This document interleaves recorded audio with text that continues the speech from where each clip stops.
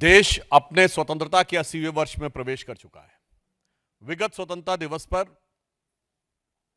प्रधानमंत्री श्री नरेंद्र मोदी जी ने एक बहुत महत्वपूर्ण और आज के परिप्रेक्ष्य में अत्यंत उपयुक्त विषय दिमागी नक्सल के विषय को उठाया, परंतु हम लोग इस विषय को लेकर आश्चर्य में हैं कि मात्र 24 घंटे के अंदर किसके दिमाग में नक्सली दिमाग था वो खुद ब खुद निकलकर सामने आ गया।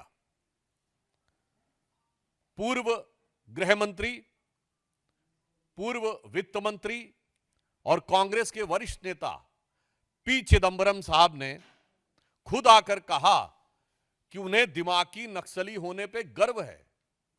यानी देखिए कितने आश्चर्य की बात है कि प्रधानमंत्री जी ने कहा और इतनी तुरंत प्रतिक्रिया हुई कि पूरे देश के सामने आ गया कि किसके दिमाग में नक्सल बैठा हुआ है और वह स्वयं गर्व की अनुभूति करने लगे।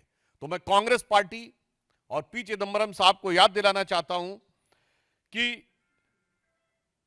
पूर्व प्रधानमंत्री डॉक्टर मनमोहन सिंह ने 13 अप्रैल 2006 को कहा था, मैं कोट कर रहा हूं, It would not be an exaggeration to say that the problem of Naxalism is the single biggest internal security challenge ever faced by our country।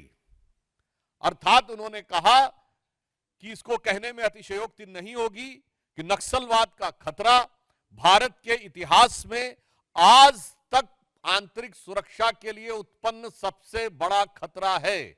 13 अप्रैल 2006 और 31 मार्च 2026 प्रधानमंत्री श्री नरेंद्र मोदी जी की सरकार ने उस चीज को जो डॉक्टर मनमोहन सिंह समझ गए थे, मगर जिस विवशता के चंगुल में जकड़कर और नक्सली दिमाग वालों से भरी हुई सुपर कैबिनेट यानी एनईसी के द्वारा उनको कुछ करने नहीं दिया गया था, यदि वह कार्य सिद्ध करके दिखाया तो प्रधानमंत्री श्री नरेंद्र मोदी जी ने। मगर देश का एक ऐसा गृह मंत्री है जिसे इसमें गर्व का अनुभव नहीं हो रहा है, उसे इस बात में गर्व का अनुभव हो रहा है कि वह दिमागी नक्सली हैं। तो मैं कांग्रेस से पूछना चाहता हूं कि डॉक्टर मनमोहन सिंह सही हैं या आज के आपके स्वघोषित दिमागी नक्सली चिदंबरम साहब। और ये पी चिदंबरम साहब वो हैं, इनके लिए क्या कहा जाए, जिस यूपीए के पशुपति से लेकर तिरुपति तक रेड कॉरिडोर बना था, 180 से अधिक जिले नक्सलवाद से प्रभावित हो गए थे। दंतेवाड़ा में 2010 में सीआरपीएफ के इतने बड़ी संख्या में 75-76 जवान शहीद हुए और उसके बाद राजधानी के एक नामी गिरामी विश्वविद्यालय में खुशियां मनाई गई। यह होता है दिमागी नक्सली। और इतने बड़े विषय के बाद चिदंबरम साहब के शासनकाल में 5000 से अधिक निर्दोष नागरिकों की मौत हुई। 1913 सुरक्षा बलों के जवान नक्सली अभियानों में शहीद हुए। 180 जिले नक्सल प्रभावित हो गए। 92% से अधिक हथियार जो नक्सलियों के पास थे वो पुलिस के हथियार थे जो लूटे गए थे। और याद करिए 2009 में उस समय प्रमुख नक्सली नेता किशन जी ने कहा था 2030 तक दिल्ली पे हमारा कब्जा होगा, मगर आज वो 180 नक्सल प्रभावी जिले शून्य पर आ गए हैं। मगर उसके बाद भी उन 180 जिलों में भारत में सामंजस्य दिखता था और यहां पर समस्या दिख रही है। मैं ध्यान दिलाना चाहता हूं कि वो दंतेवाड़ा और वो झीरम घाटी जहां पर खून की नदियां बहती थीं, चिदंबरम साहब और कांग्रेस पार्टी, राहुल गांधी जी आंख खोलकर देखिए और कान खोलकर सुनिए, तब आपको वह देश अच्छा लगता था। और आज गृह मंत्री अमित शाह जी के कार्यकाल में यह परिस्थिति बनी है कि बस्तर में लगातार 2 साल ओलंपिक हुए हैं। यह सौहार्दपूर्ण, सकारात्मक और युवा ऊर्जा का प्रतिनिधित्व करता हुआ बस्तर अच्छा नहीं लगता है। अभी मात्र कुछ दिन पहले नेशनल हैंडलूम डे के ऊपर रायपुर में ट्राइबल एरियाज के युवकों के द्वारा हैंडलूम कपड़ों को रैंप पे वॉक किया गया। ये ट्राइबल युवा का यानी ट्राइबल जेनजी का रचनात्मक प्रदर्शन अच्छा नहीं लगता था, और वो अच्छा लगता था। ये है दिमागी नक्सल जो इन लोगों के दिमाग में बैठा हुआ है। और इतना ही नहीं, इस समय 1800 से अधिक बैंक की ब्रांचें खुलना उस क्षेत्र में, 1200 से अधिक एटीएम खुलना, 6000 से अधिक मोबाइल के टावर लगना ताकि राष्ट्र की मुख्य धारा के साथ वो विकसित हो जाएं, 22 लाख लोगों को आयुष्मान भारत कार्ड उपलब्ध हो जाना ताकि वह युवा अपनी ऊर्जा का सही दिशा में प्रयोग कर सके। यह दृश्य जिसको खराब लगता है वो वास्तविकता में दिमागी नक्सल है। इसलिए मैं कांग्रेस पार्टी से और चिदंबरम साहब से यह भी पूछना चाहता हूं कि आप वही है ना जिसने वित्त मंत्री के रूप में कहा था कि भारत में तो डिजिटल ट्रांजैक्शन हो ही नहीं सकता, और सदन के पटल पे बोला था।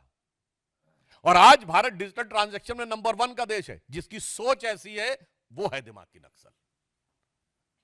और मैं ये भी कहना चाहता हूं, वो लोग जो कहते हैं कि संसद से समाधान नहीं निकलेगा, सड़क से समाधान निकलेगा, वो है दिमागी नक्सल। जो ये कहते हैं कि संसद में रेजिस्टेंस से चीजें तय होंगी, वो है दिमागी नक्सल। और ये यूपीए सरकार की super cabinet national advisory council के सदस्य रह चुके हैं। इसलिए हम यह भी बताना चाहते हैं कि वो कालखंड जब इस देश में इतनी विपरीत परिस्थितियां थीं और आज एक सकारात्मक वातावरण बना है ट्राइबल एरियाज में, वह जिसको सही नजर नहीं आ रहा है वो वास्तविक अर्थों में दिमागी नक्सल है। और मैं यह भी बताना चाहता हूं कि एक दौर में जब भारत में इतने जिले प्रभावित थे, वो तो अपनी जगह की बात है, उससे बड़ी बात यह है कि भारत के तमाम विश्वविद्यालयों में बैठकर उनको नैतिक और बौद्धिक समर्थन दिया जाता था। वो लोग वास्तविक अर्थों में दिमागी नक्सल हैं, जिन्हें गांधीयंस में गन नजर आती हैं, जिनको नक्सली, जिनको गांधीयंस विद गन कहते हैं। यानी कहां महात्मा गांधी जो अहिंसा के प्रतीक, और कहां माओवादी जो कहते power comes from the barrel of gun, जो नक्सलियों को गांधीयंस विद गन कहे और उन नक्सलियों को अपनी भारत जोड़ो यात्रा में साथ में रखे। उन राहुल गांधी से पूछना चाहता हूं, यह है वास्तविकता में दिमागी नक्सल। और इसीलिए हम यह भी कहना चाहते हैं कि चिदंबरम साहब हो या कांग्रेस पार्टी, ये वही लोग हैं जिनको एक विशेष प्रकार की चीज में अलग लगाव नजर आता है और दूसरे प्रकार की चीज में दुराव नजर आता है। मैं उदाहरण के लिए बोलना चाहता हूं, प्रधानमंत्री श्री नरेंद्र मोदी जी ने इन्वायरमेंट के लिए काम करने वाले उन लोगों को सम्मानित किया है, जैसे कर्नाटक की रानी गौड़ा, जिन्होंने 1 लाख से अधिक वृक्ष लगाए। एक अन्य कर्नाटक की महिला जिनको वृक्ष माता कहा जाता है, और याद करिए वो आई थी पद्म अवार्ड लेने नंगे पैर राष्ट्रपति भवन में। मगर ये लोग इन्वायरमेंटलिस्ट नजर नहीं आते थे, जो लोग एयर कंडीशन कमरों में दिल्ली में बैठकर और भारत चीन सीमा के ऊपर होने वाले भारत की सुरक्षा की दृष्टि से महत्वपूर्ण इंफ्रास्ट्रक्चर को रोकने का काम करते थे, वो लोग इन्वायरमेंटलिस्ट नजर आते थे। और जो ये कहता था, जो सरकार ये कहती थी कि हमारी तो दशकों से स्थापित नीति है कि होना ही नहीं चाहिए सीमा के ऊपर इंफ्रास्ट्रक्चर, वो है दिमागी नक्सल। इसलिए हम ये कहना चाहेंगे कि संयोग देखिए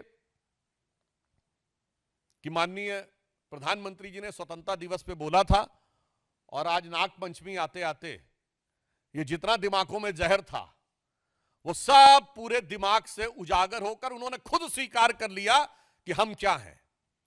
तो मैं सिर्फ अंत में यह कहना चाहूंगा कि माननीय प्रधानमंत्री जी ने जो संकेत दिया है यह बहुत सहज और स्वाभाविक है। इसके लिए किसी को दिमाग पे जोर लगाने की जरूरत नहीं है, सिर्फ आंख खोलकर देखने की जरूरत है। उसे दिखाई पड़ेगा कि दिमागी नक्सल कौन है।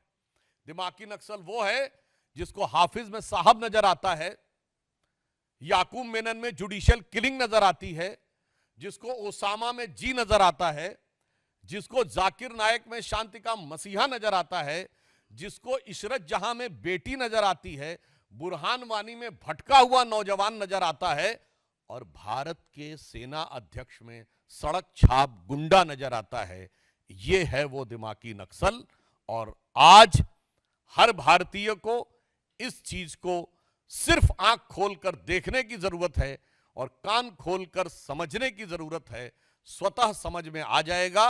और उन लोगों ने जब स्वयं स्वीकार कर लिया है तो हमें लगता है अब किसी प्रकार का कोई संदेह या किंतु परंतु किसी देशवासी के मन में नहीं रह गया है कि जो माननीय प्रधानमंत्री जी ने कहा था कि कांग्रेस अब मुस्लिम लीगी माओवादी कांग्रेस हो गई है, तो अब उन्होंने खुद कह दिया है कि वो सिर्फ मुस्लिम लीगी माओवादी कांग्रेस नहीं बल्कि दिमागी नक्सल कांग्रेस भी हो गई है। ये उन्होंने स्वयं स्वीकार कर लिया है।